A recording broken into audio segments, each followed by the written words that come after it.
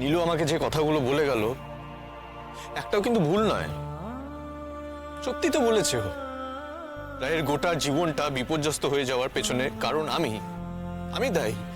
একটা সত্যি কথা বলবো অনির্বাণ, এই কথাটা যদি তুমি আমাকে কয়েক মাস আগেও বলতে, কোয়েলকে বিয়ে করবে ঠিক করার আগেও যদি বলতে, তাও আমি তোমাকে কিছুটা হলেও সান্ত্বনা দিতাম।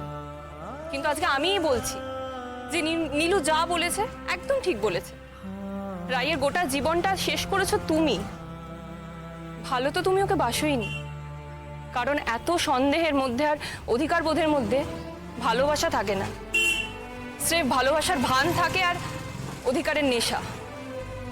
যাই হোক, আমাকে ড্রপ করতে হবে না, তুমি নিজের মতো চলে যাও।